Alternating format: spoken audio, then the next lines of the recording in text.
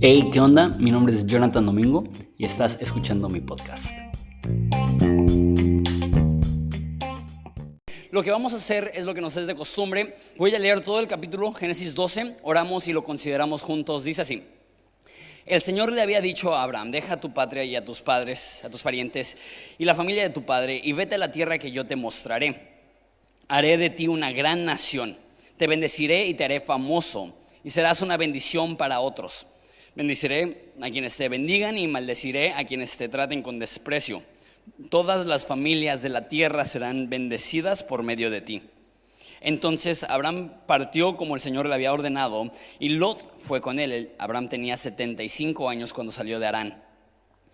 Tomó a su esposa Sarai y a su sobrino Lot, todas las posesiones, sus animales y todas las personas que había incorporado a los de su casa en Harán, y se dirigió a la tierra de Canaán. Cuando llegaron a Canaán, Abraham atravesó la tierra hasta llegar a Siquem. Ahí estableció un campamento junto al roble en More. En aquel tiempo los cananeos habitaban en esa región. Entonces el Señor se le apareció a Abraham y le dijo: daré esta tierra a tu descendencia. Y Abraham edificó ahí un altar y lo dedicó al Señor, quien se le había aparecido. Después Abraham viajó hacia el sur y estableció el campamento en una zona montañosa situada entre Betel al occidente y Ai al norte, y ahí edificó otro altar y lo dedicó al Señor y adoró ahí al Señor. Entonces Abraham continuó viajando por tramos en dirección sur hacia Negev. En aquel tiempo un hambre terrible azotó la tierra de Canaán y obligó a Abraham a descender a Egipto, donde vivió como extranjero. Al acercarse a la frontera de Egipto, Abraham le dijo a su esposa Sarai: mira, tú eres una mujer muy hermosa. Parece un buen cumplido, pero mira el resto de la historia. Cuando los egipcios te vean, dirán: ella es su esposa, matémoslo para entonces poder tomarla. Así que, por favor, diles que eres mi hermana. Entonces me perdonarán la vida y me tratarán bien debido al interés que tienen por ti, porque te van a tomar como esposa, esclava sexual, lo que sea, pero mínimo a mí no me va a pasar nada, ¿no? Versículo 14: efectivamente, cuando Abraham llegó a Egipto, todos notaron la belleza de Sarai. Cuando los funcionarios del palacio la vieron, hablaron maravillas de ella al faraón su rey, y llevaron a Sarai al palacio. Entonces el faraón le dio a Abraham muchos regalos a causa de ella: ovejas, cabras, ganado, asnos y asnas, siervos y siervas y camellos. Pero el Señor envió plagas terribles sobre el faraón y sobre todos los de su casa debido a Sarai, la esposa de Abraham. Así que el faraón mandó a llamar a Abraham y le reprendió severamente. ¿Qué has hecho?, preguntó. ¿Por qué me dijiste que era tu esposa? ¿Por qué no me dijiste que era tu esposa? Porque dijiste: es mi hermana, y con eso me permitiste que la tomara como esposa. Ahora bien, aquí tienes a tu esposa, tómala y vete de aquí. Entonces el faraón ordenó a algunos de sus hombres que los escoltaran y expulsó a Abraham de su territorio junto con su esposa y todas sus pertenencias. Oramos. Padre, te damos tantas gracias por esa historia, y como muchas de las historias que hemos visto nos recuerdan de tu mano, de tu propósito, de que no importa qué tan frágiles o qué tan cambiantes o qué tan débiles podamos llegar a ser nosotros, tú sigues obrando, no porque nosotros seamos buenos, sino porque tú eres bueno y nadie puede detener tu obra. Y tú puedes obrar aun cuando nosotros ni siquiera sabemos qué hacer, Padre. Te doy gracias por la vida de Abraham, una persona increíble, pero también una persona que tiene errores y pecados bastante grandes. Te pido que podamos aprender de él. En nombre de Jesús. Amén. Si tienes rato viniendo a esta serie, ya se ha escuchado muy repetitivo, porque ya hemos visto varias personas como Adán, como Caín, como Noé, que hicieron cosas terribles. Y más Noé, que lo exaltamos tanto como esta figura de un hombre temeroso de Dios, y lo primero que hace después de que sale del barco, del arca, es que se emborracha. Una de las personas más admiradas y respetadas en toda la historia humana es Abraham. Y Abraham tiene un chorro de problemas, y me encanta que la Biblia nos habla de sus problemas. Aquí vemos cómo él entrega a su esposa para que se case con el faraón. Llegan a Egipto y él le dice a su esposa: ¿sabes qué? Miénteles y diles que eres mi hermana, para que cuando ellos se quieran tomar no me vayan a hacer ningún daño a mí. Y Y vemos varias ocasiones, de hecho en los próximos 15 capítulos vamos a ver un sinfín de errores de Abraham, y eso ya lo hemos hablado, pero se me hace tan importante que la Biblia toma pasos enormes para confirmarnos, para convencernos que Dios tiene un propósito aún para las personas que batallan, aún para las personas que caen, aún para las personas que cometen barbaridades. Y Abraham es una figura, como dije, súper respetada, de las más respetadas. Algunas personas seculares hasta podrían decir que Abraham es la persona más respetada religiosa en toda la historia humana, porque no solamente los cristianos y los judíos trazan su religión a él, lo llamarían el padre de su fe, sino que también los musulmanes llaman a Abraham el padre de su fe. Entonces hay miles de millones de personas que identifican a Abraham como el fundador de su fe, y vemos que Abraham era una persona increíblemente débil, que Dios le hizo una promesa: te voy a dar hijos, y él se desespera, y en vez de esperar esa promesa, toma una de sus siervas y tiene un hijo con ella. O sea, un chorro de cosas que ignoramos y que omitimos de la historia, y vemos a Abraham y pensamos: ay, es que Abraham es tan santo y tan bueno y tan maduro, que si podría llegar yo a ser como Abraham, entonces Dios me usaría. La realidad es que él es una persona con 1000 problemas, y aún así Dios lo usó.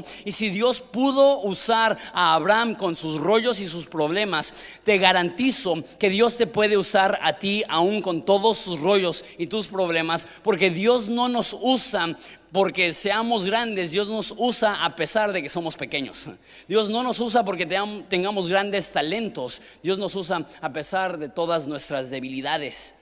Eso es lo que vemos vez tras vez en la historia de Génesis, cómo Dios renueva su pacto y tiene un propósito y tiene una visión aún para esas personas tan problemáticas. Tengo 7 puntos para nosotros el día de hoy, basados en esta historia. El primero se basa en la promesa que Dios le hace a Abraham. El primer punto es: Dios tiene una visión global. Dios llega a Abraham y le dice: deja a tu padre y tu tierra y ve una nueva tierra, y dice: y te voy a bendecir, te haré famoso y serás de bendición para todas las familias del mundo. Ahora, se me hace curioso comparar la vida de Abraham con la Torre de Babel. Si viniste la semana pasada, mi papá habló de la Torre de Babel, que la humanidad dijo: hagamos un nombre para nosotros, seamos grandes y famosos y construyamos una edificación que llegue al cielo. Y Dios destruyó eso, y Dios los esparció. Y ahora llega este hombre que no tiene nada de especial. La Biblia nos dice que su papá era idólatra, que él era idólatra, y Dios llega y le dice: te voy a usar a ti para bendecir a todas las naciones del mundo. Ese contraste entre gente orgullosa y soberbia que dice: yo seré famoso, y Dios los humilla, y alguien que es humilde, que Dios lo exalta y lo levanta y lo bendice, pero lo hace con un propósito muy específico. Te voy a bendecir, ¿para qué? Para que seas de bendición para todas las familias de la tierra.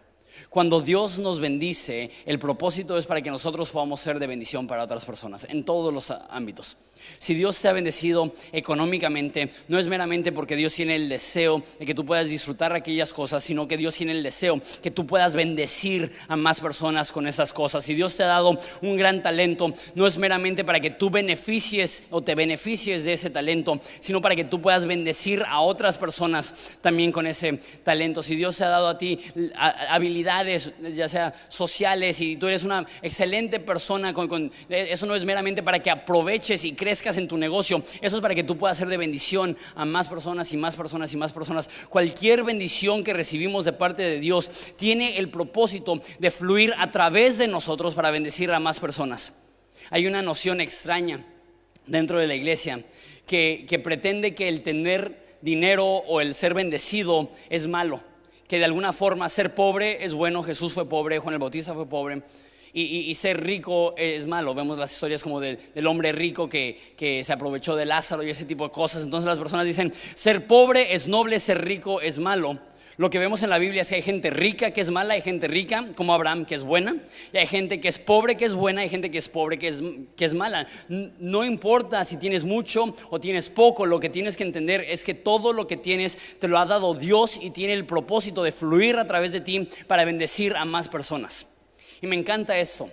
A través de ti serán benditas todas las familias de la tierra. Que nosotros tengamos esta idea. Dios quiere usarme a mí para bendecir a más personas. Me encanta lo que Dios está haciendo ahorita en Horizonte. Que la visión de Dios es global. No meramente para una familia, no meramente para una iglesia, para todas las familias del mundo. Me encanta que ahorita estamos al otro lado del mundo y una iglesia va a tener un lugar mejor para reunirse, porque una iglesia desconocida, sin interés, le dio miles de dólares y dijo: aquí tienes, construye un lugar donde se puedan reunir y adorar a Jesús. Me encanta que podemos patrocinar en Cuba un comedor para niños que no tienen comida. Me encanta que podemos patrocinar a alguien que está plantando iglesias en India. Todo eso lo hacemos porque entendemos que Dios quiere que a través de nosotros todas las familias del mundo puedan ser benditos. Y a lo mejor no podemos hacerlo todo, pero no podemos impedir el hecho que no podemos hacer todo que haga que no hagamos nada. Y la necesidad es tan grande que a veces nos abruma y decimos: no, es que no podemos hacer todo. Pero si todos tenemos la actitud que porque no podemos hacer todo, no vamos a hacer nada, entonces nada se va a hacer. Pero cuando reconocemos que, no voy a hacer todo, pero voy a aportar un granito de arena, y voy a aportar un granito de arena, ese mundo puede poco a poco irse cambiando por la bendición que hemos recibido y ahora la bendición que estamos transmitiendo. Los cristianos, la iglesia, tenemos que tener esa actitud. Queremos ser de bendición.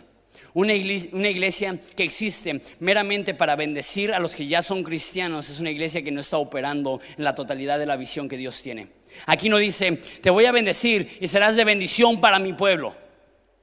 Dice: te voy a bendecir y serás de bendición para todas las naciones del mundo. La Biblia dice que debemos de tratar amablemente a todas las personas. Que la iglesia podamos tener esa mentalidad.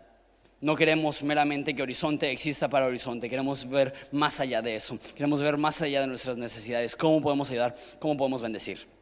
Punto número 2.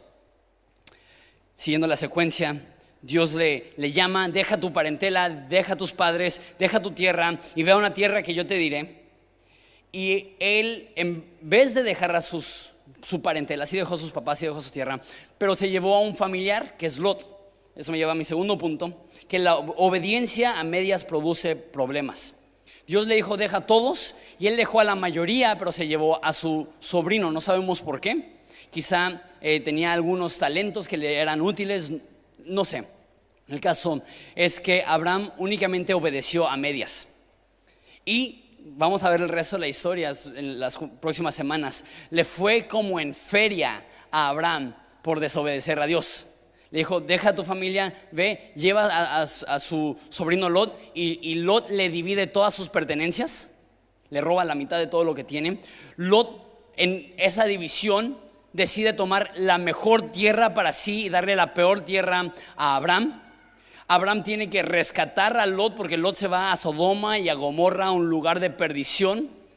Lot está tan distorsionado que cae en incesto, tiene hijos con su propia hija. O sea, es una persona súper problemática.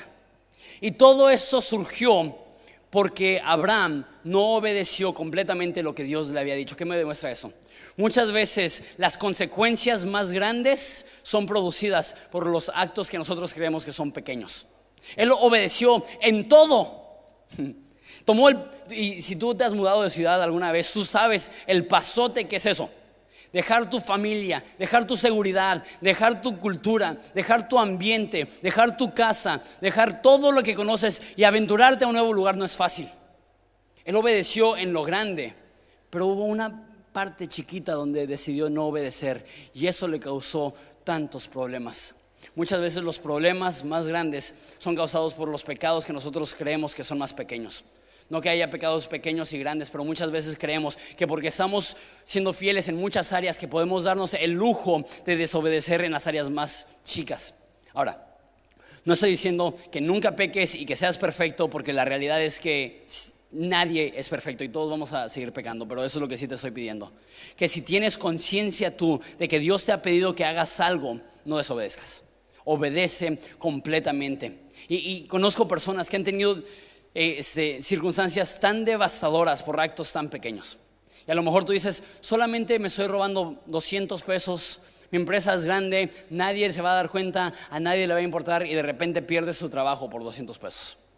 Y dices, no, pues ya sé que estoy siendo coqueto con esta chava que no es mi esposa, pero no estamos teniendo relaciones, solamente me estoy divirtiendo, y de repente pierdes tu matrimonio por un descuido así. O no, ¿sabes qué? En el chisme le voy a exagerar un poco, le voy a poner más salsa a los tacos para que la historia sea más interesante, y de repente pierdes una amistad.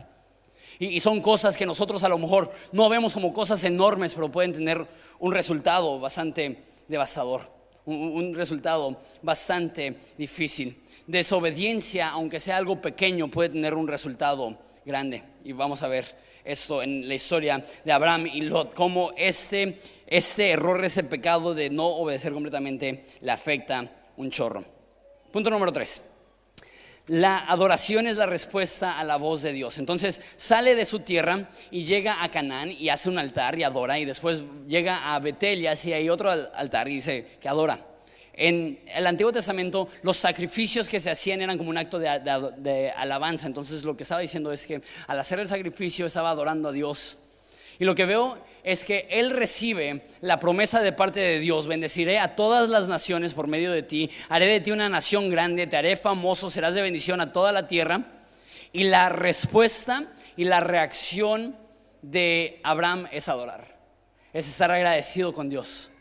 Lo que me demuestra esto es que la respuesta adecuada a escuchar la palabra de Dios es adorar. Esto es tan importante para nosotros que hemos formateado nuestras reuniones para que al final de la reunión siempre tengamos 3 canciones de alabanza, porque creemos que la respuesta correcta a escuchar la voz de Dios es agradecimiento que se transmite a través de adoración a Dios. Es tan especial y tan importante, y es uno, creo yo, de los puntos más fuertes de Horizonte. Esto no lo digo a manera de corrección, sino de celebración. Me encanta que prácticamente el 95%, 99% de la gente se queda hasta la última canción al terminar el servicio. Me ha tocado ir a algunas iglesias y no pretendo juzgar o criticar, pero lo estoy juzgando y criticando. Que el pastor dice en el nombre de Jesús, amén, y está la banda tocando y ¡fum! Ya todos están saliendo del auditorio. Y yo digo, tranquilos, aprovechen ese momento en la presencia de Dios para decir: Dios, gracias por haberme hablado. Dios, gracias por haberme salvado. Dios, gracias por haberme perdonado. Dios, gracias porque tienes promesas para mí. Dios, gracias porque me has dado esperanza cuando no creía que había esperanza aún. Debemos de aprovechar el espacio que hemos creado al finalizar la reunión para adorar de todo corazón. Y una vez más, no estoy diciendo eso porque estemos intentando corregir algo, sino que lo que se celebra se repite. Queremos celebrar el hecho de que somos una iglesia que cuando Dios nos habla, nosotros queremos levantar nuestra voz en agradecimiento y levantar nuestra voz en canto, diciendo: Dios, gracias por todo lo que has hecho. La adoración es una respuesta a cuando Dios habla. También tenemos la ofrenda al final, no porque personas me han dicho, y es porque no entienden el por qué, me dicen: oye, ¿por qué tienes la ofrenda al final? Es para que la gente evalúe si les gusta la predicación, y ahí dan más o menos dependiendo si les gustó la predicación. No se trata de eso. Se trata de que la Biblia habla de que dar de nuestro dinero es una ofrenda a Dios, es una alabanza a Dios, es la forma que mostramos nuestro agradecimiento. Entonces, una vez más, en respuesta a que Dios nos ha dado una familia a la cual pertenecer, en respuesta a que Dios nos ha dado un propósito, damos lo primero y lo mejor porque estamos tan agradecidos. Y me encanta de Abraham. Sabes, hay muchas cosas de Abraham que la riega y todo eso, pero como cualquier persona, son altibajas. Hay cosas que hacen Abraham que son excelentes y debemos de imitar, y hay cosas que hace Abraham que no debemos de imitar bajo ninguna circunstancia. Pero eso es algo que me encanta. Él recibe una promesa, y es una promesa súper milagrosa. Él tiene 75 años y su esposa 65 años, y no pueden tener hijos, no han tenido hijos. Y Dios les dice: haré de ustedes una gran nación, a tal grado que bendecirán a todo el mundo. No sé tú, si yo tuviera 75 años y mi esposa 65 años, y Dios me dice: no únicamente vas a tener descendencia enorme, te dice: vas a tener un hijo. No sé si mi respuesta sería: gloria a Dios, gracias a Dios. Mi reacción quizás sería: no, pues ver para creer, ¿no? Si realmente me estás prometiendo algo tan difícil, A ver, que se embarace mi esposa, y una vez embarazada mi esposa, entonces voy a celebrar, entonces voy a agradecer, entonces voy a adorar. Van a pasar 35 años antes de que se embaraza Sarai. Pero eso no cambia el hecho que el momento que él recibe la promesa de Dios, él empieza a celebrar. ¿Sabes? Creo que tenemos que celebrar aun cuando no hemos visto la promesa cumplida, aun cuando no hemos visto toda la obra, aun cuando estamos viendo meramente unos rasgos de todo lo que Dios está haciendo. Creo que debemos de celebrar, porque una fe que tiene que esperar a que esté completa la obra para celebrar no es fe. Porque la fe celebra lo que aún no se ve. Porque la fe es la certeza de lo que se espera, la convicción de lo que no se ve. Y si solamente celebras lo que tienes y no lo que tendrás, y solamente celebras lo que Dios ya te ha dado y no lo que Dios te dará, y solamente lo que Dios ya ha cumplido y no lo que Dios ha dicho que va a cumplir, eso no es fe. La fe dice: Dios lo dijo, y aunque todavía no lo tenga, lo puedo celebrar. Y parte del cristianismo, gran parte del cristianismo es esto: Dios nos ha prometido una vida eterna a su lado, y todavía no lo tenemos, todavía no estamos en su presencia, pero cada día celebramos el hecho que Él nos ha prometido que estaremos en su casa para siempre, que Él nos ha prometido que reinaremos con Él para siempre, que Él nos ha prometido que por la eternidad cantaremos en su presencia. Y desde ahorita empezamos a celebrar, no porque hemos visto el cumplimiento de la promesa, pero el simple hecho de recibir la promesa es suficiente para celebrar, es suficiente para adorar. Punto número 4. Abraham fue un mal esposo. Y eso es ponerlo de manera ligera. Abraham fue un esposo terrible. No sé cómo se sentirían ustedes, mujeres, si están yendo a un lugar peligroso y va a estar en riesgo su vida, y su esposo no les dice: ¿sabes qué, mi amor? Te voy a proteger, voy a hacer todo lo posible por sacarnos de esta situación. Si me matan, que me maten, pero yo voy a hacer todo lo posible por protegerte. En vez de decir eso, dice: ¿sabes qué? Van a venir, nos van a querer matar. Si quieres, te entregamos como una esclava sexual para que a mí no me haga nada. Y lo peor del caso es que Abraham no hizo esto una vez, lo hizo 2 veces. Tú pensarías que después de una vez de regalar a tu esposa, hubieras aprendido: ¿sabes qué? No me fue muy bien con eso. ¿Quién sabe cuántos años durmió en el sofá Abraham después de eso? Y no aprendió. Y qué locura. Yo como esposo no me imagino eso. Mi amor, ya tengo la solución para que no me maten. Te voy a regalar. Y así como que, mira nada más. Cuando se pelean las parejas, hay una frase que está bien gacha, que se usa muy seguido, y es que tú siempre. No sé si alguna vez la has usado. Pero imagínate: es que tú siempre me regalas a otros hombres. Así como que, eso es una relación disfuncional. Eso es un matrimonio disfuncional. Y lo peor del caso es que, vamos a ver más adelante en la historia, que Isaac hace exactamente lo mismo con su esposa.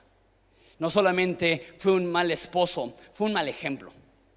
¿Y qué es lo que estaba diciendo? Dijo en versículo 13: hagamos esto para que me perdonen la vida y me traten bien debido al interés que te tienen a ti. Esta es la esencia de la cobardía. Yo quiero ser protegido, y si tengo que exponerte para yo ser protegido, lo voy a hacer. Y la contraparte es que la esencia de la hombría, la esencia de la masculinidad es: yo estoy dispuesto a ceder, yo estoy dispuesto a sacrificar, yo estoy dispuesto a poner mi vida en peligro con tal de protegerte a ti, con tal de amarte a ti, con tal de que tus necesidades sean cumplidas. Ser un hombre real es hacer esto. Así como Jesús dio su vida para bendecir a la iglesia, así yo daré mi vida para bendecir a mi familia. La hombría se define no por lo que tienes, sino por lo que estás dispuesto a dar para proteger a los tuyos, para amar a los tuyos, para proveer para tus hijos. Y ¿sabes qué? Ser papá implica un sinfín de sacrificios. ¿Sabes qué? Yo creo que hoy, aprovechando que es el Día del Padre, debemos de celebrar todos los sacrificios que hacen los papás para llegar en segundo, para poner a su familia en primero. Entonces podemos celebrarlos con un fuerte aplauso. Todas las veces que ellos se dieron un gusto para proveer para su familia. Y es bien chistoso porque veo a solteros que tienen trabajo y tienen ingresos y tienen sus hobbies y tienen sus pasatiempos y tienen su Xbox One y su PlayStation 4 y tienen todas sus... Y digo, espérate. Porque cuando te casas tienes que estar dispuesto a decir, lo que importa no es mi comodidad, no es lo que yo quiero, no es lo que yo tengo. Lo que importa es sacar adelante a mi familia. Y si eso significa que me tengo que privar de ciertos gustos y me tengo que privar de ciertas comodidades para sacrificar para el bienestar de mi familia, entonces lo voy a hacer. Y hay algunas personas que a lo mejor correctamente dicen, ¿sabes qué? Mi papá estuvo bien ausente. Y mi papá no estaba ahí, mi papá no me amó como debió de haberme amado. Y ¿sabes qué? Hoy es Día del Padre y no es el día para echarle en cara eso a nuestros papás. Todos los papás están en un rango, algunos son muy buenos, algunos no fueron tan buenos. Pero hoy podemos celebrar el hecho que cualquier persona que te haya dado vida, te haya dado lo que tienes, ha hecho algún sacrificio para que tú puedas salir adelante. Y a lo mejor no ha hecho todo lo que pudo haber hecho y a lo mejor no ha sido el mejor padre, pero aunque ha sido un padre con deficiencias, no deja de ser una persona que te ha puesto y te aseguro que ha hecho más sacrificios de los que te puedas imaginar para que tú pudieras salir adelante y para darte lo que tienes hoy. Entonces yo creo que hoy es un buen día para celebrar a papá y no decir, ¿sabes qué? Pudiste haber sido mejor, decir gracias por todo lo que has hecho e hiciste por mí. También aprovecho hablando de esto para decir, quizá tú has sido un padre con muchos problemas. No significa que tienes que continuar siéndolo. A través del poder de Dios, a través de la gracia que Él nos da, hoy puede ser un nuevo día en la historia de tu familia. Y no porque tengas años fracasando en tu familia significa que tengas que seguir ese nuevo patrón. Yo creo que el poder de Dios es tan grande que puedes iniciar de nuevo e invertir en tu familia. Quizá lo que nunca invertiste, darle a tu familia, a lo mejor lo que nunca diste, y estar ahí para tu familia. No necesitas ser un padre perfecto, pero sí necesitas ser un padre que dices, yo voy a sacrificar para que tú puedas salir adelante. Yo voy a hacer todo lo posible para darte la mejor vida que yo pueda. Abraham la super regó, mal esposo, mal padre. Pero sabes que no tenemos que repetir los errores de Abraham. Nosotros podemos aprender de su error y decir, sabes que yo sí daré todo. No para mi interés personal, sino para el interés de nuestra familia. Punto número 5. Siguiendo la secuencia de la historia, entonces el faraón toma la esposa de Abraham, toma a Sarai, que era muy bella, y empiezan a haber plagas en la casa de faraón, y se da cuenta que la razón que hay estas plagas es porque él había pecado y había tomado una mujer que le pertenecía a otra persona. Entonces le reclama a Abraham. Dice, oye, ¿qué te pasa? ¿Cómo que me diste a tu esposa? Y sabes, cuando una persona pagana que no ama a Dios, que no teme a Dios, te empieza a reclamar a ti tu conducta, sabes que estás mal. Cuando estás tan mal que las peores personas se están reclamando tu conducta, ya sabes que ya la regaste. Yo me acuerdo en varias ocasiones, no lo digo con orgullo, pero mis amigos de mi juventud, de mi adolescencia, casi ninguno era cristiano. Todos vivían vidas muy opuestas a la vida que la Biblia nos llamaría a vivir. Y hubo algunas ocasiones que hice cosas y ellos me decían, ni nosotros hacemos eso. Y cuando alguien tan malvado como un faraón de Egipto, que bíblicamente los faraones representan idolatría y representan maldad, y él dice, reprende a Abraham y le dice, ¿qué estabas pensando? Ay, cuando el rey de Egipto te reclama tus pecados, sabes que la regaste terriblemente. ¿Por qué? Porque tuvo una plaga. Mi punto número 5, cuando hay plagas quizá haya pecado.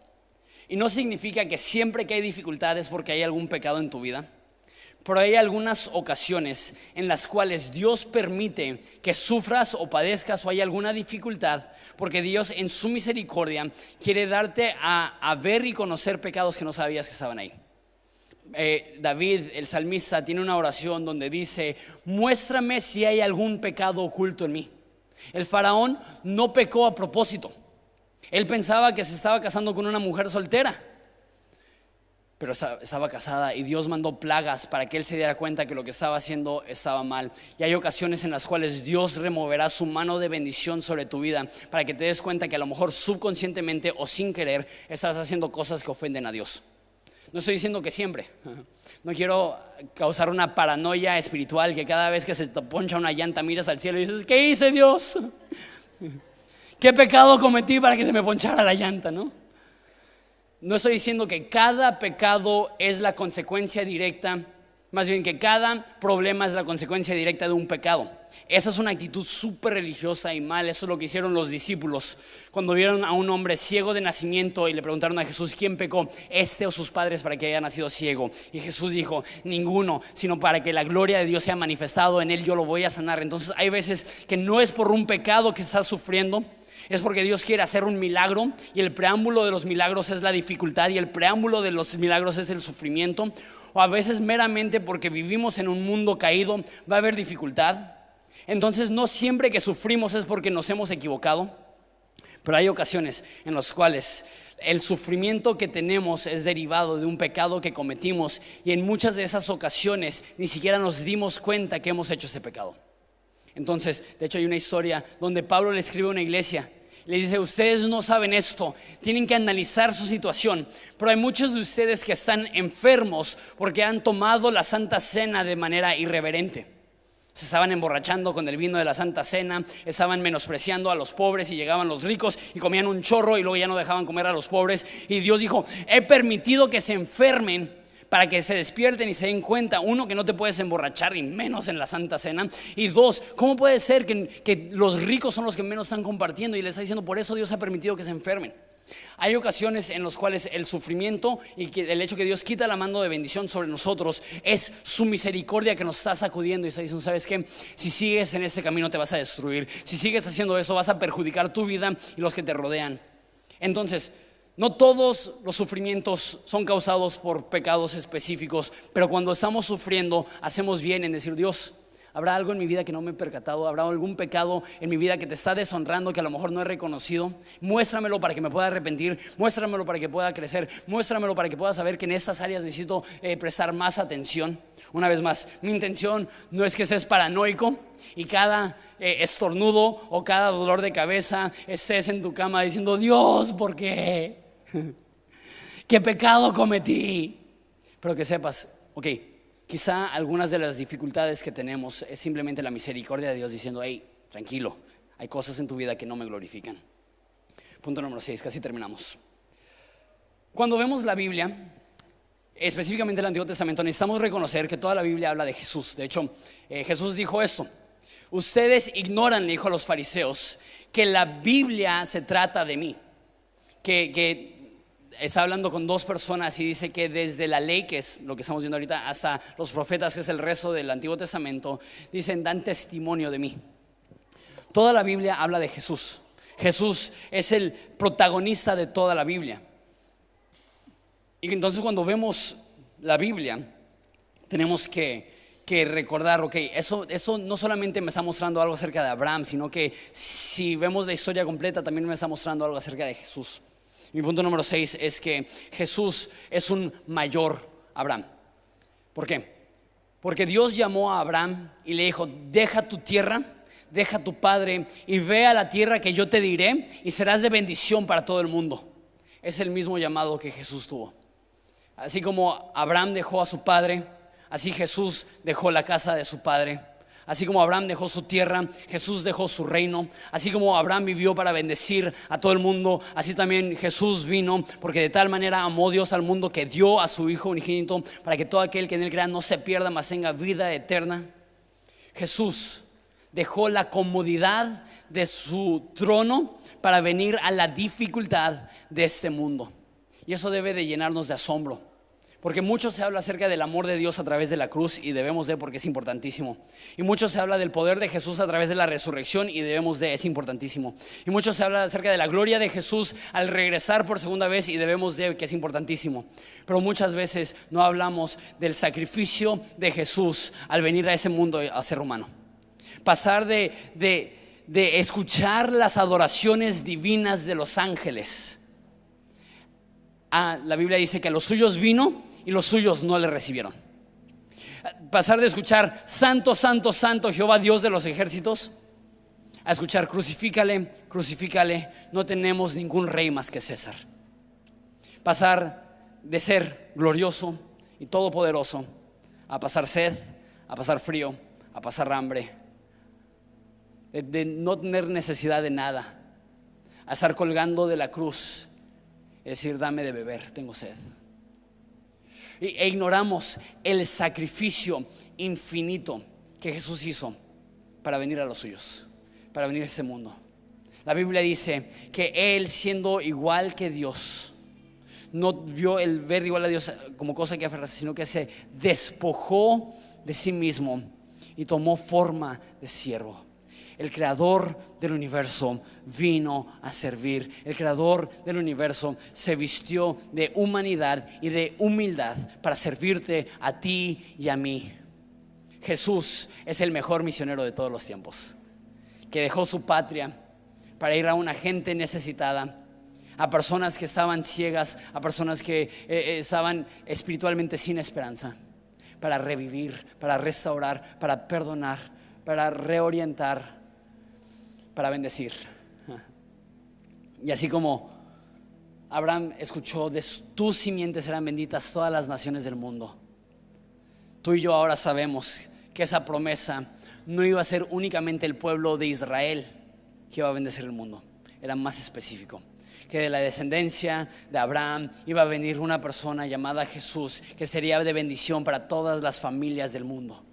Y que la historia inicia en Génesis con la promesa bendeciremos a todas las naciones, y termina en Apocalipsis con la imagen divina donde dice que en el cielo habrá gente de toda tribu, lengua, pueblo y nación. Que Jesús vino a salvar, dejó su tierra y vino a la nuestra para perdonar.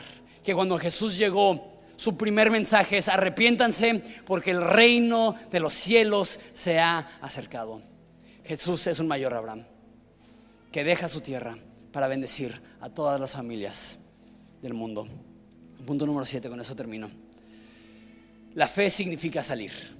Como ya dije, hay cosas de Abraham que están muy mal, pero hay cosas de Abraham que son admirables. Y en Hebreos 11, que habla de la fe de Abraham, dice: por la fe Abraham dejó su hogar y fue a la tierra que Dios le dijo. Fe real implica movimiento. De hecho, la Biblia usa a Abraham como un ejemplo de una persona que creyó y por eso hizo. Creyó y por eso hizo. Creyó y por eso salió. Creyó y por eso se movió. Y tú y yo tenemos que reconocer que la fe no es un sentimiento, la fe es una acción. Que la fe no es una postura estática, es un movimiento. Que la fe no permanece estancado, la fe toma pasos de crecimiento, que se aventura, está dispuesto a salir de la zona de confort y salir de lo conocido y salir de la comodidad. Decir, va, lo hago, va, voy, va, si tú dices. Y me encanta eso de Abraham, que cuando Dios le habló, sal, sin saber a dónde iba, sin saber qué propósito tenía Dios, obedeció.